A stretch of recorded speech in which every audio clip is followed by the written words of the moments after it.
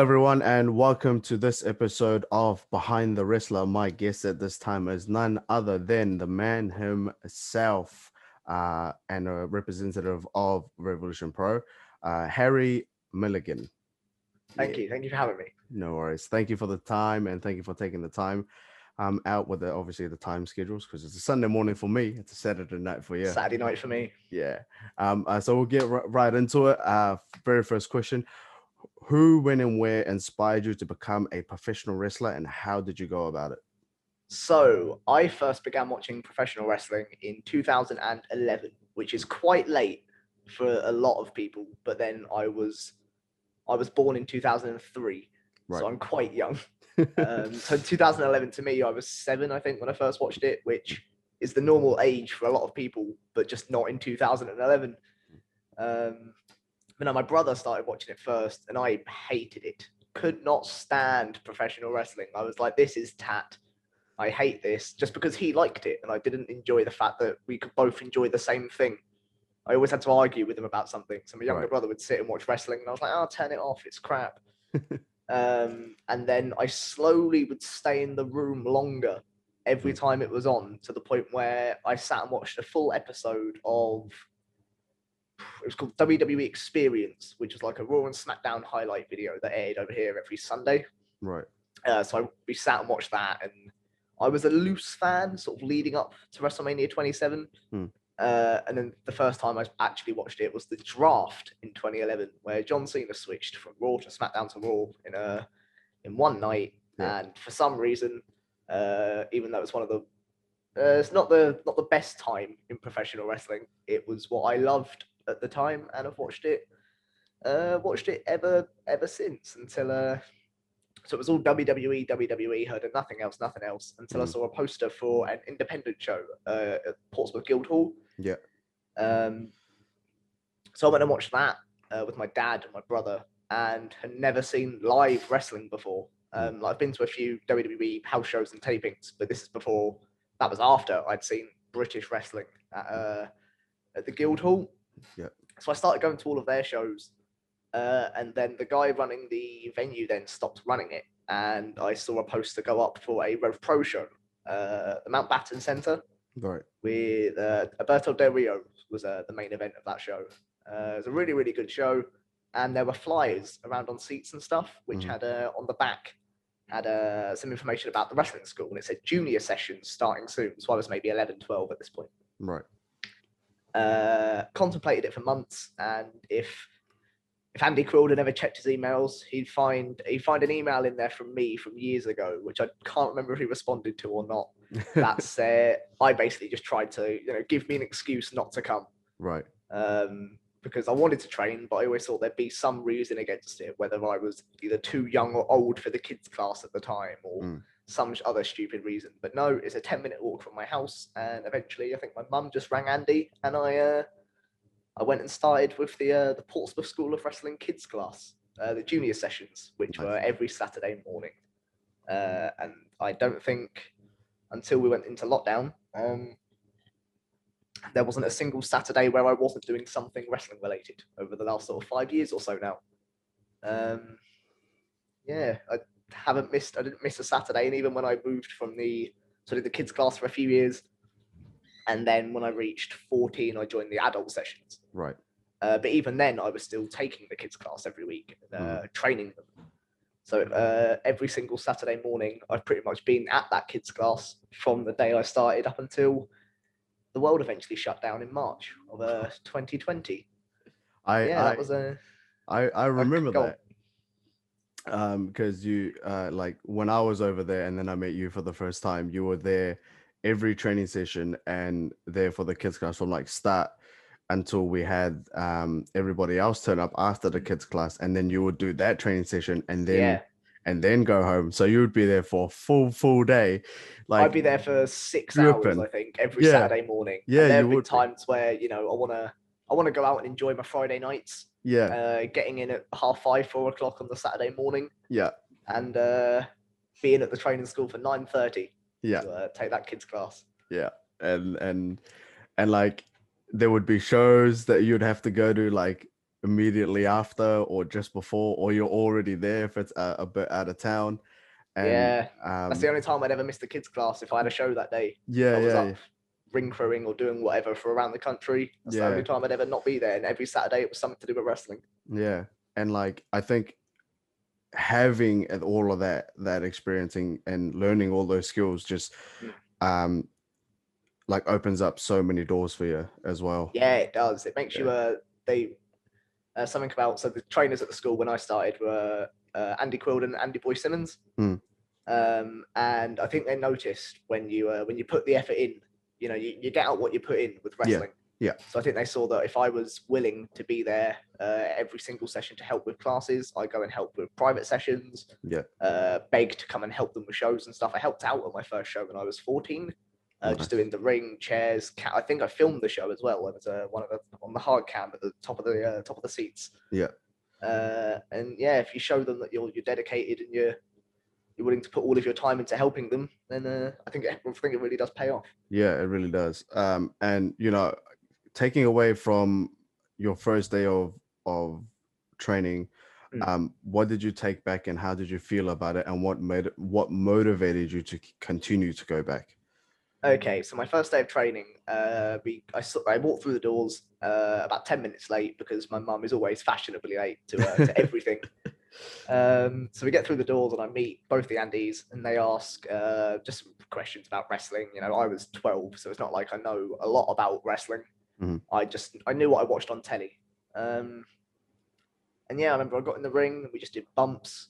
I watched a lot of Tough Enough online before Nice. I went. So I remember Curtis Chapman was taking me through the bumps on my first session, and he asked, "What's the first thing you do when you get into a wrestling ring?" And me, being 12 years old and thinking I knew everything because I watched a season of Tough Enough, was like, "Oh, the back bump." And he was like, "Oh, you're actually correct." And I was like, "Oh, this is easy. I'm going to be a wrestler tomorrow." Yeah. I remember thinking it's a lot more went into it than I thought. And the whole having to be taught how to fall on the ring is something that you actually had to learn, as opposed to if you take a choke slam, it's just up and down. It's the guy doing it, you'll be thrown across the ring. But no, there's the skill that goes into just controlling your body. Yeah. Oh, excuse me, from just taking a bump and stuff. I think we did some bumps. I think I learned how to lock up, and I think they did a big tag match at the end of all the kids that were at the class, where whoever's taking the class that day will be on one team and all the kids will be on the other, and you'll just tag in and hit whatever cool RKO you've done that day. And I remember thinking it's the most fun I've ever had in my life doing anything, and just wanted to do nothing more but keep going. And I wanted to be a professional wrestler. You don't really know what that means when you're 12.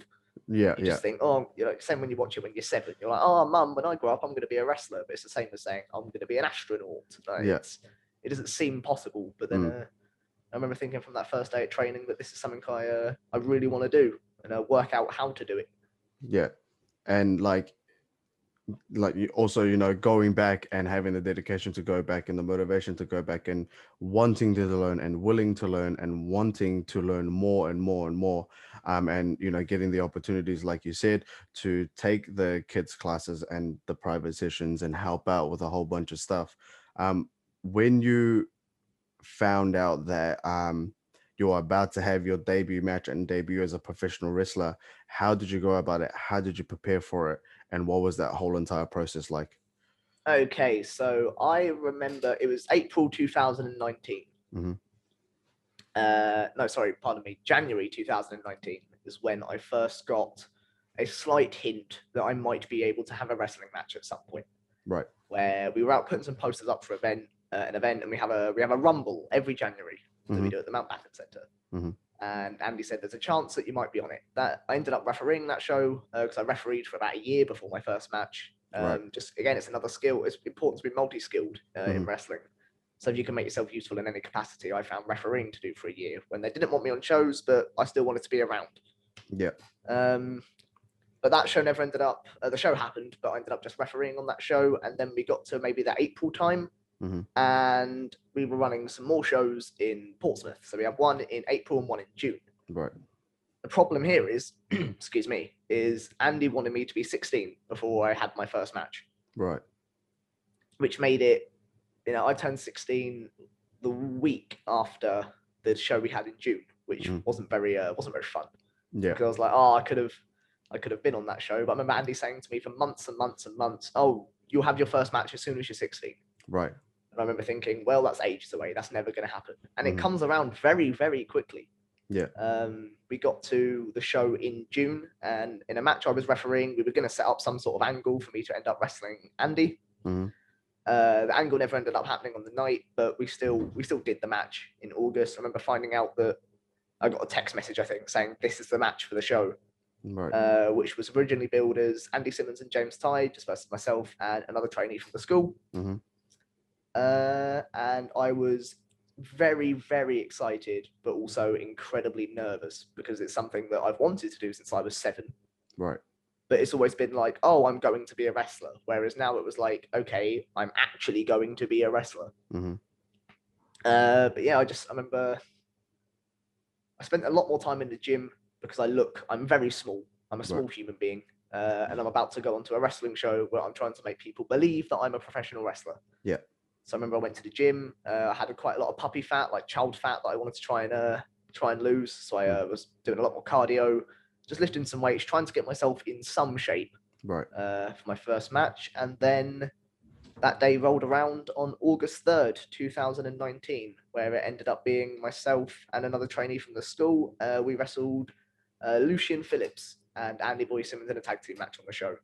And it was probably like I want to sit here and say it's the best day of my life, but I'm 17, so I don't know if I've got that far yet. But no, heading into that match was very, very nerve-wracking.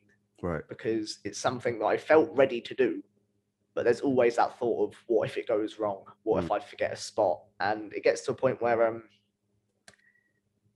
you have to get to a point where if you do forget something, you can cover it, as opposed to forgetting something and it being obvious to the audience. Right. And I forgot one move in that match, but I just pinned the guy. I hit a move, supposed to do another move, but just forgot the second move and just pinned him, and we just carried on from where we were. But no, coming out of that match was I was so excited afterwards because I was like, that is the first step in becoming a professional wrestler. And I feel like I did myself proud, because you see a lot of times where people have their first match and it's never great.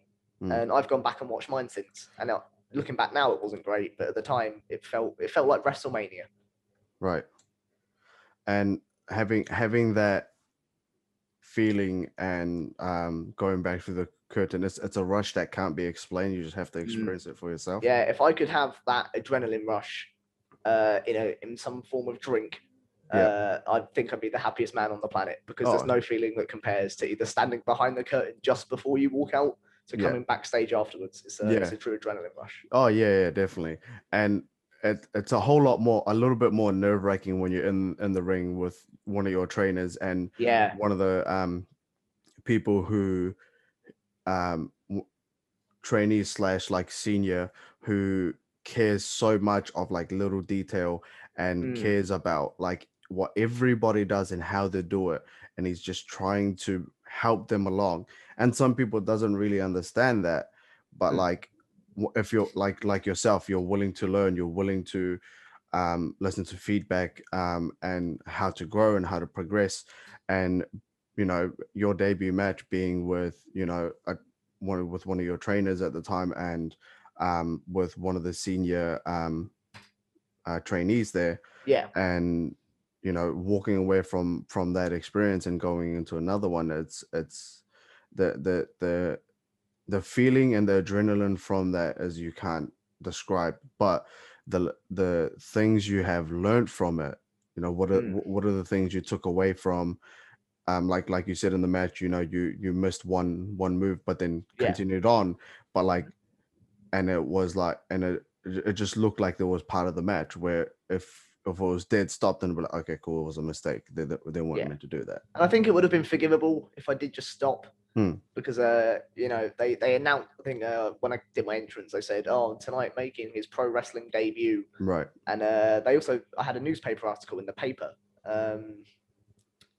It went up a couple of days before the show, and a nice spread in the paper with my face on it. That was nice. Nice. But it was also, I felt pressure then, because I saw that the article, I found it on Facebook and Right. didn't know until I got 20 notifications of people tagging me in something Right. and saw that my face was over the Portsmouth News Facebook page. And someone I know that did a paper round around my local area opened the paper to find a picture of my face in there. Oh, nice. So I was like, oh, this is pressure now. But no, being able to just cover the spot that I messed up, I think I did myself proud. But then, your first match, I think, it would have been forgivable if I had just stopped. But I'd have probably been beating myself up about it to this day if I did just stop. Yeah.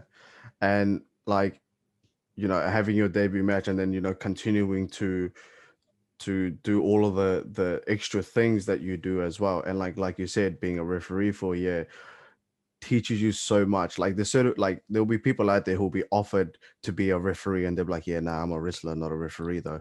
Yeah, which I think is stupid because something I think I learned a lot from refereeing is how to call a match on the fly and how to work in the ring and how to listen to the crowd as well.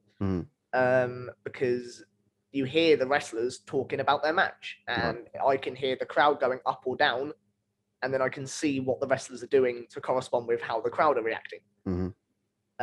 Which is something that I use now when I'm wrestling because I've seen exactly the correct place to, when to call something to someone without making it stupidly obvious. Right. Or how to talk in a ring without the crowd being able to hear you as easily, and where to hide that you're calling stuff. Right. And it just made me feel so much more comfortable as well, especially being in front of a crowd. Because when you're the referee on the show, you're the first person that comes through the curtain. And you're stood in the ring and you're playing a small part, and a referee that doesn't get noticed is a good referee because they're staying out of the way. Yeah. But no, you really learn. I learned a lot just from being able to listen to the guys work because there's a difference between just wrestling and then when you get to the point where you're working. Right. And hearing the guys work in the ring and how to respond to what the crowd are doing and, reading the crowd and adjusting your match accordingly. I think it's something that's very important. And I'm really glad I got to referee for a year to learn that. Yeah, and it's a real hard skill to have, having the difference between just being a wrestler and being a worker. Workers know how to, do things on the fly or cover up things or build certain things in a different way, where wrestlers can't. Some wrestlers just think as spotty, or like this. I just need to get my stuff in. I don't care about the other guy. I just want to get my stuff in so I look good. Yeah.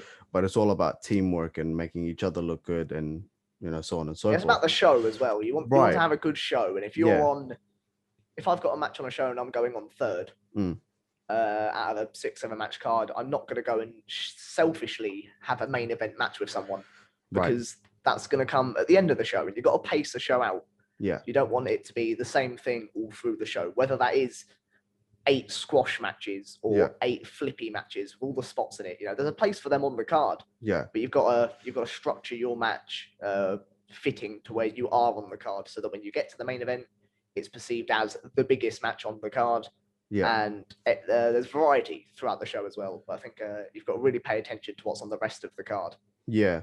Before you just go and have your match. And like you willing to learn and willing to being a referee and also doing all of the backstage stuff that you do as well, setting up the ring, being part of the ring crew, being part of the editing crew, music, so on and so forth, and doing all these different jobs in one time because you're running around crazily on show days and just willing to learn and stuff so you could be placed where you needed to be placed at the time, and learning those skills and getting the skills just helps you develop as a wrestler and also as a worker as well, because you could help so many people with it.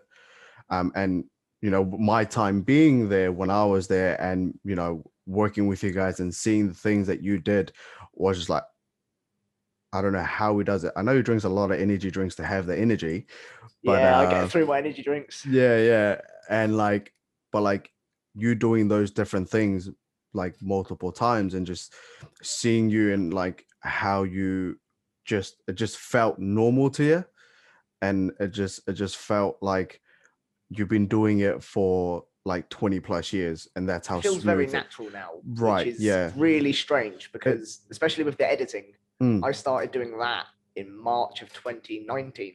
Right. Where I just turned up at a show and Andy Quilden called me over and said, "The editor's not here. Do you want to do it?" And I was like, "Oh, okay. I've got to sit and produce a wrestling show." Right. on a software that I've never used before, doing a camera cutting and vision mixing the show and putting up name graphics and the name slates and the match graphics and all sorts. Yeah. It was very stressful at first, and I don't think there's been a York Hall show, which is our big shows in London, where I haven't been running around like a lunatic from the second we get there at 7 a.m. to the moment we leave at midnight. Right. There's not a moment in the day where I get to sit and actually relax, because there's always something I could be doing. Right. Whether it's we turn up and we build the ring, and then I go and set up the edit desk, and then I run the camera cables, and then we have to white balance the cameras and set the tripods up and set the headsets up so that I can communicate with the camera operators. Right. There's a lot that goes into it, but I think it's a smooth operation now. Yeah. That we're. I mean, it's something's different. Every time we go to a new venue, there's always some problem that we haven't thought about. Oh yeah. But as soon as you go there, the second time it becomes easier, and the third time it's even easier. And like you mentioned, like, you know, York Hall, which is your guys' bigger shows in London, being a part of all of that, and also like just watching the show, you can learn so much. And like the matches that you have seen and worked on and, you know, edited and all of that, and with like big names, you know, you got Osprey in there, you got Pac in there, you got you know, Nakamura in there, you got so many, you got Marty Scroll in there. Like the list just continues on with the big names. Yeah, the name power of people that I've seen at York Hall or any of Revolution Pro Wrestling shows. Right. I think the name power and the stars that I've been able to just watch almost on a weekly basis. We had a tour booked in May of 2020 when Osprey flew back from Japan. Right. And we were going to run like an entire like 6-7 week tour with shows nearly every week, but Osprey was going to be on all of them. Right. And do just defending his the British Heavyweight Championship across this whole tour, which just getting to go to all of the shows and see the best wrestlers in the world work all of the time, right, and seeing how they work is some, you get a little bit burnt out with live wrestling, right. But it's nothing better than, I remember getting to see Summer Sizzler. One of the co-main event was Tanahashi and Okada versus Zack Sabre Jr. and Suzuki, right, which was just a really solid tag team match, but it was wrestlers that I'd only ever watched in the crowd or as a fan on New Japan World, for example, but getting to sit and cut their matches and be working on a show with them. Yeah, it's very stressful doing the big shows in London because there's always small teething issues that need to be ironed out, but it's very, very rewarding. And like, you know, meeting all of these, you know, like amazing wrestlers with so much knowledge, and getting what little time sometimes you get with them to pick their brain. Who has given you some of the best advice as a professional wrestler and how to evolve yourself? Best advice I've ever received is maybe from Pac, which I've been fortunate enough to drive with Pac a few times to various shows, whether we've had to get him from the airport on the way or take him to the hotel after a show. And he is one of the nicest men I've ever met in professional wrestling. But he'd always go over how you need to constantly reinvent yourself. Right. You know, you need to be, you don't want to be left behind with anything you do. And I think he made his point perfectly clear when he left the WWE and came back a year later to the independent scene and was still having really, really good matches. Right. But then you looked at him so he had a year out and was still having great matches. But then you look at him a year from his return to the UK and his matches were 20 times better. Right. You know, you have to constantly improve, stay humble. Something you always said as well. You know, don't keep yourself grounded. Don't ever let yourself think know your worth, but don't think you're above anyone else, because at the end, everyone's a human being. Right. You know, you keep yourself, stay very self-aware with what you're doing, and really, keep yourself. What am I trying to say? Stay fresh. You know, don't let yourself get left behind. Keep yourself relevant in professional wrestling. Right. And like, you know, taking all of that advice and like, you know, doing all of these shows and also having the schedule of, you know, the schedule that you have where you like, you're super busy all the time, and also squeezing in time to do the trainings, work on yourself, and preparing for your next matches and stuff. So, your this 8-man tag team match that you had, which I believe in was that in Buckland, or was that in It would have been Buckland. yeah, it looks like it was Buckland. And going into this eight-man tag team and working with like so many talents, and Hikaleo being in there as well. What was the process of that? And what did you take away from that? Because Hikaleo was at Revolution Pro for a bit, Yeah, learning so that and show doing with the Hikaleo, I tours. think, was in January. That was at the Mountbatten Centre. Yeah, It was that a one. 6-man tag. I think Andy Simmons was in there as well. Yes. Yeah, that 6-man tag. So I found out about that again through a text message. Mm-hmm. Just saying this is your match, and I was like, oh, that's one of my goals was to wrestle a New Japan talent, Right. and I'm getting the chance to do it. I Mhm. remember he gave me some good advice afterwards, but it was the little things, Right. like how quickly I got up from something. Mm-hmm. And little things like that I didn't really think about going into the match because I was nervous. We were opening the show, and yeah, to get good feedback and to have someone, I asked him afterwards, anything major you want me to work on? He was like, no, overall the match was fine. Right. Which is to hear from someone that's a top talent. Mm-hmm. It's a very something you like to hear it Mm-hmm. because it makes you feel like some of the work you're putting in is paying off. Mm-hmm. But no, I remember going into that match and I was feeling nervous for it because it was at the Mountbatten Centre again, which is our bigger of the two venues that we run. Right. We also had the Rumble match later on, and where we have the show with the Rumbles on them, there were people not on the show Right. that were higher up than I was, like higher up the totem pole, Mm-hmm. in terms of the guys at the training school. They've been around longer than me, Right. but weren't on the main portion of the card, Mm-hmm. and yet somehow I was. So it was I felt a lot of pressure to not let myself down and be like, oh, next time we won't trust the newer wrestlers to do it. We'll just trust who we know can perform. Right.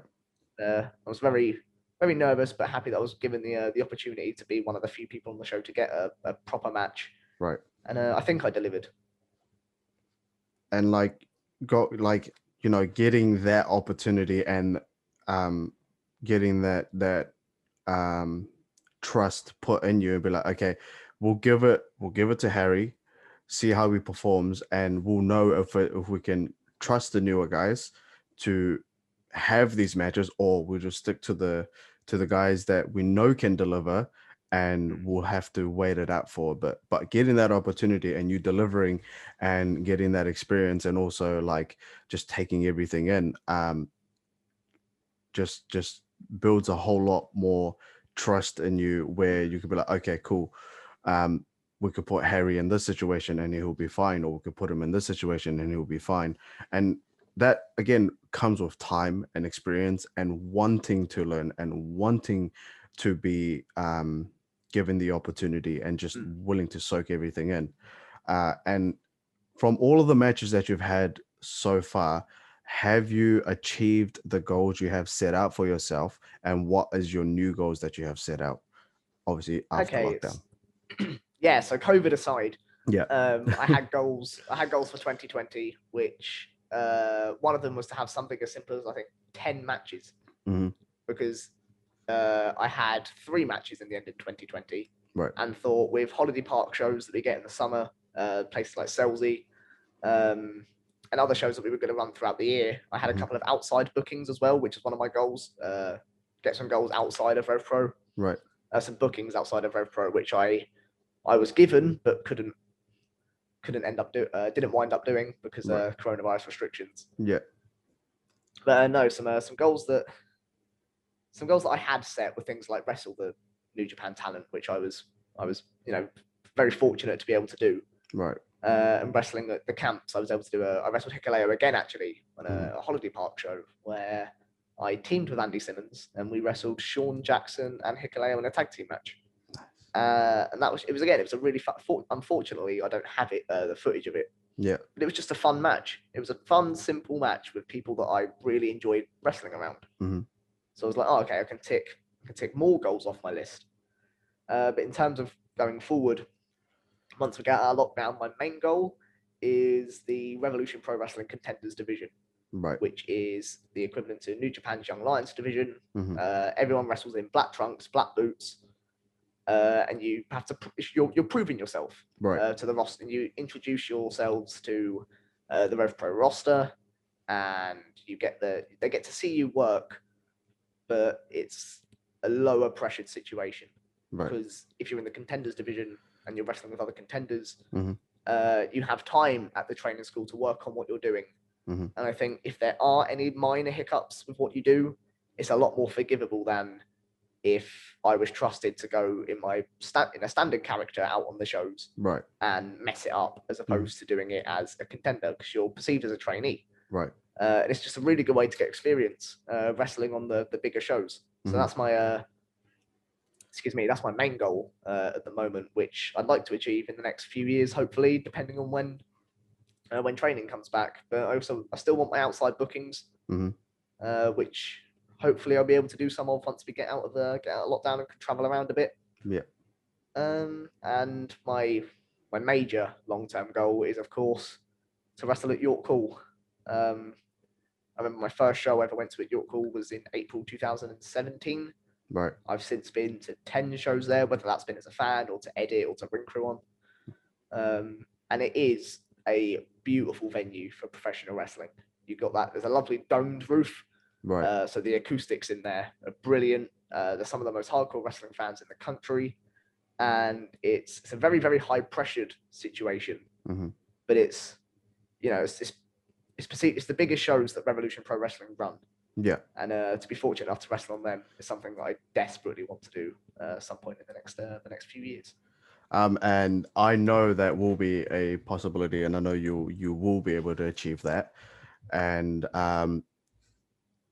hopefully, and I really do hope I will be there in person to witness it and to sit there as a fan and watch it play out, because like seeing you wrestle a few times while I was there was just amazing. Like, you could just see it comes naturally to you, and like the things that you have learned over the years, and also just putting the time and effort into yourself and knowing your ring placement and where to be and how to move and all of that, and just being there live and watching you wrestle when I did, whether it was at training or whether it was at a show and stuff, with all the hectic things that you had to do. But when it came to your match and it was like, hey, it's go time.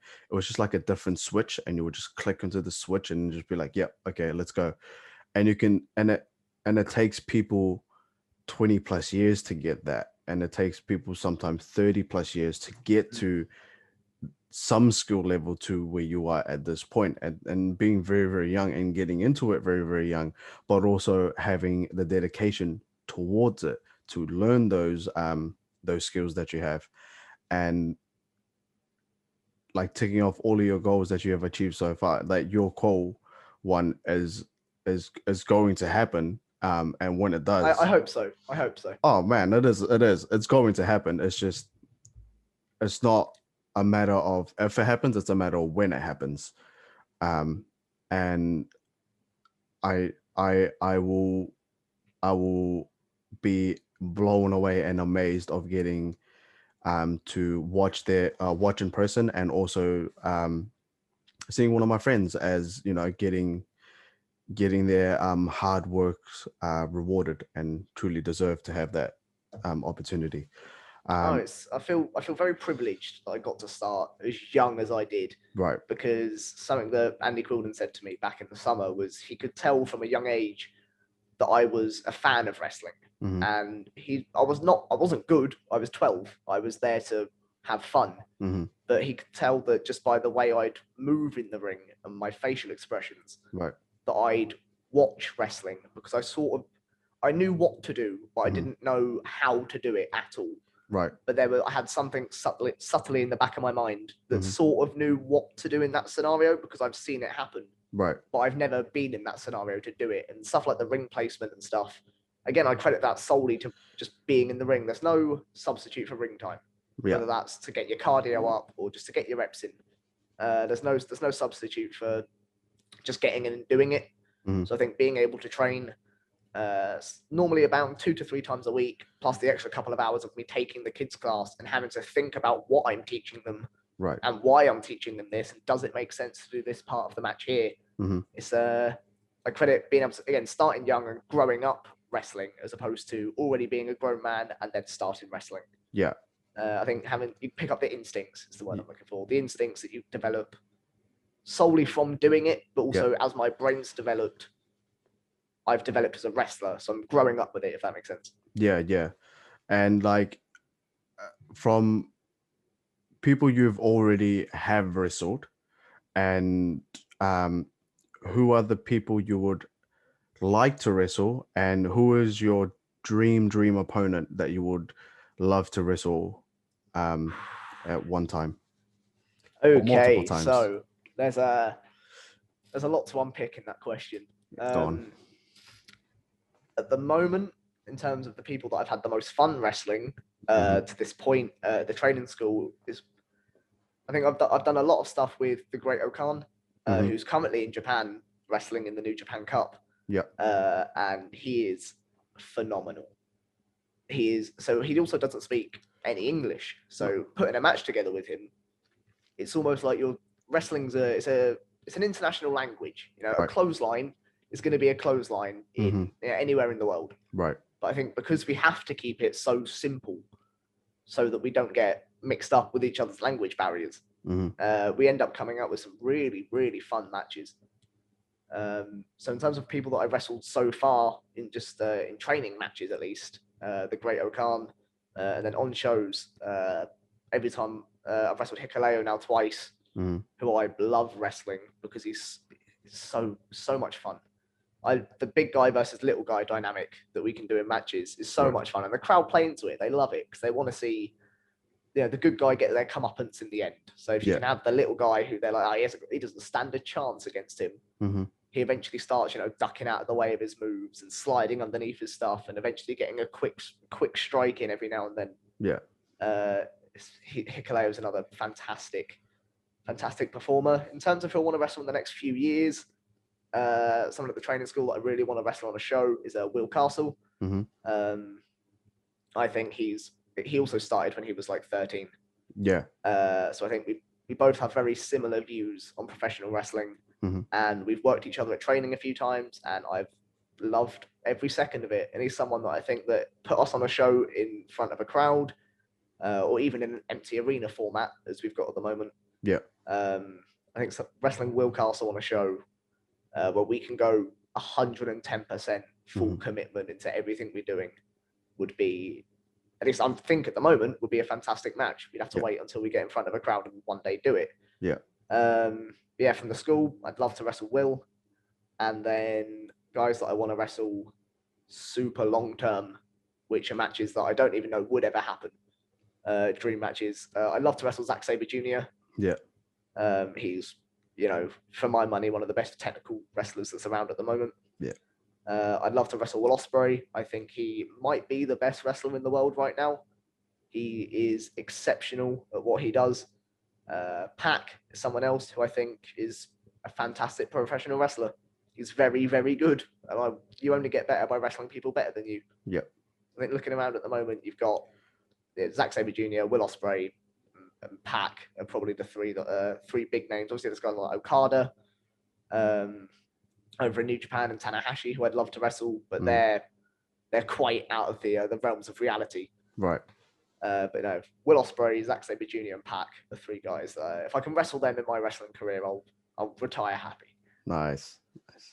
And again, if any of those matches happen, I know it's gonna be amazing. I hope so. It'll be hard when you're being the person in the ring, but it'll be so much fun.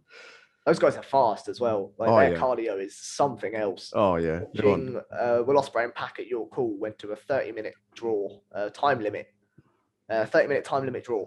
Oh my god. And going for 30 minutes and doing the stuff they were doing, running the ropes a few times, and I'm like, well, that's enough for me for now.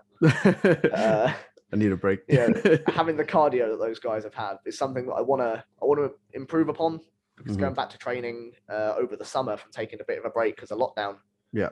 The first session back, I threw up outside because it was 30-degree heat, and we were doing non-contact training for safety precautions. Everyone got temperature checked on the way in. Right. Masks are on every time we're not doing any exercise. Social distancing kept, and we were just getting in the ring on our own and doing various cardio drills. And Right. only then, when I got to the end of the first sort of 4 weeks back, Mm-hmm. I was like, okay, I've gone from dying after the first bit of the drill to, okay, now I can finish the drill. Yeah.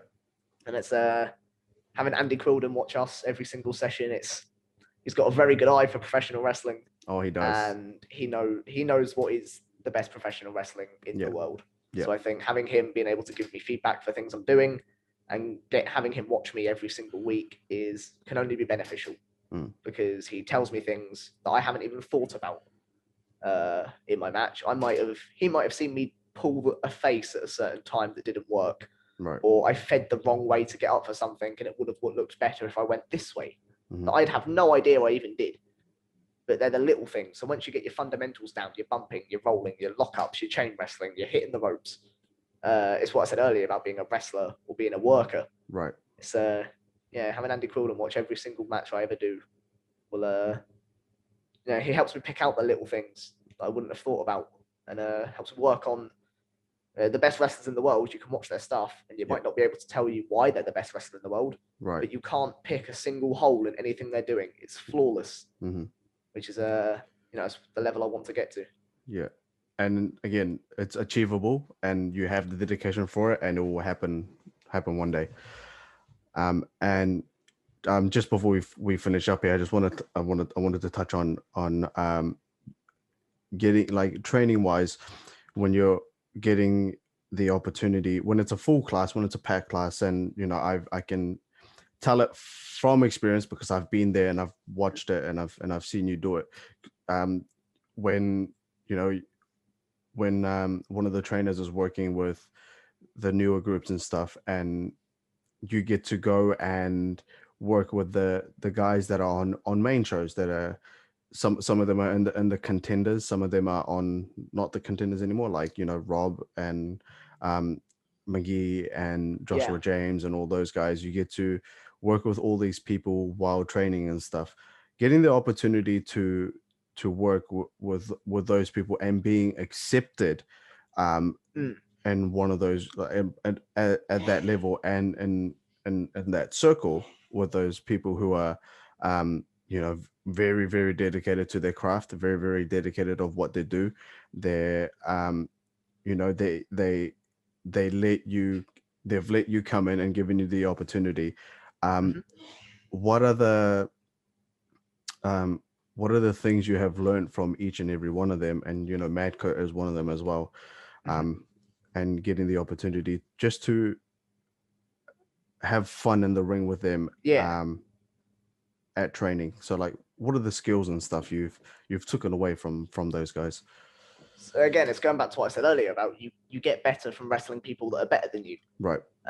It's the same with anything. If I wanted to get into a football, be a footballer, I'd have to watch people play football that are better than me, and then I'd pick up what they're doing.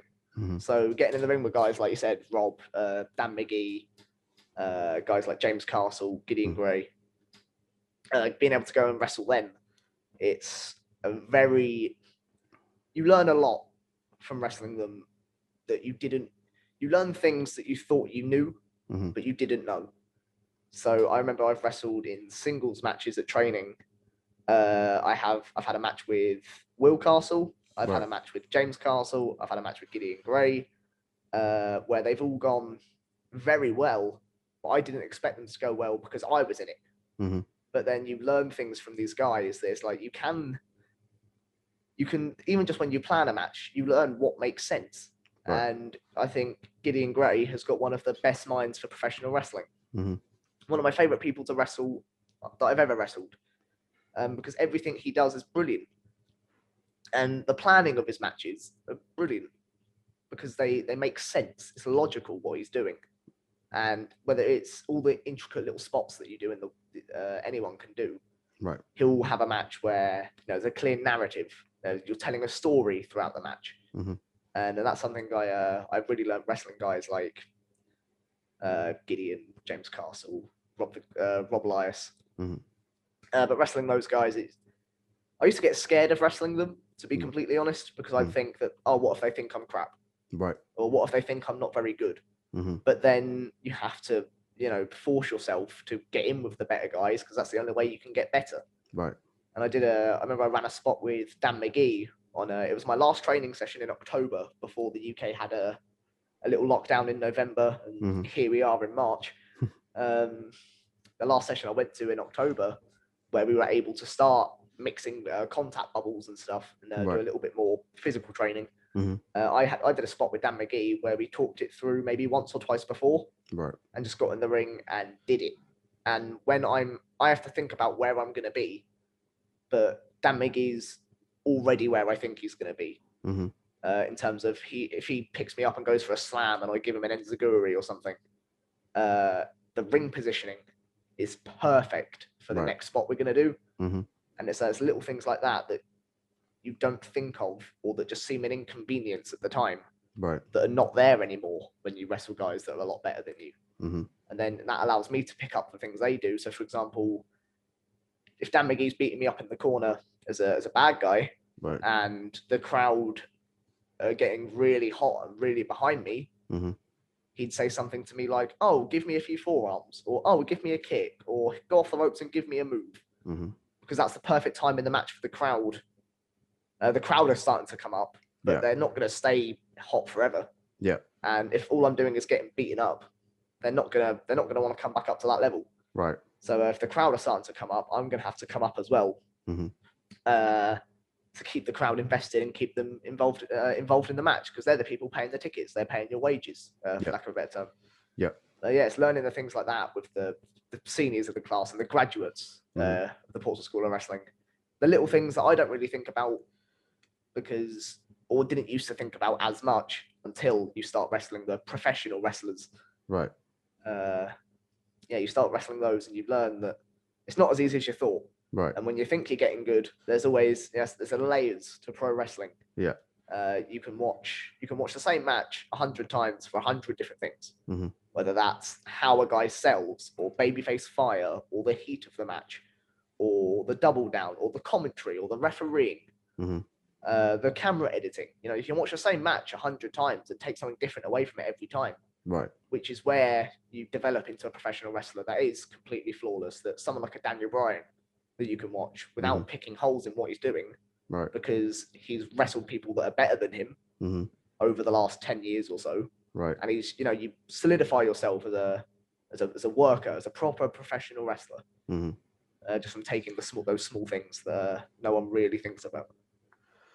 And as we're about to finish up here, is there anything that you would like to say, or any advice you would like to give for anybody who's going to watch this episode, and for people who are just starting up or continuing to do this? So the advice that I give to anyone starting in the wrestling industry, or just about to come through the doors, is one, throw yourself at it. If you really want to do it, don't be scared of coming to the training school. The hardest part is walking through the door on your first day. Don't be scared of it. Don't make excuses for yourself, because the only way you're going to get better at it is just to come straight through the doors and do it. So I think, don't be scared of it. Work on your fitness, because there's a lot of cardio that's involved with wrestling that you don't even think about. Get to as many sessions as you can, because you're only going to get better by doing it more often. Don't be afraid to ask questions. If you want to know something, find it out. If you're planning a match and you don't know what's the best move to put here, or the best spot to put here, or the best hot tag that you can come up with, ask someone and they'll tell you, and you can improve as a professional wrestler that way. Right. But it's don't stay relaxed. Don't get too far ahead of yourself. Don't get upset if people might be making it before you do. If you've been around 4 years and someone's been around 3 years, but they're getting on shows before you, that might seem unfair. Right. But especially if you're young, you've got time. Also, I'd recommend, look after your body.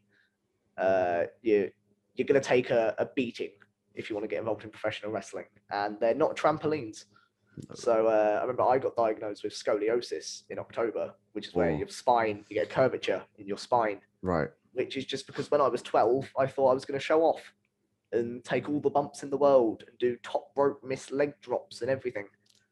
But yeah, it's something that if that's one thing that I could go back and change about myself when I started, is take care of your body, work out, stretch, because otherwise you end up with all sorts. Like I've got 2 torn ligaments in my knees as well, just because I didn't stretch, I didn't warm up, and I didn't exercise enough. And squats is something that's really good for your knees.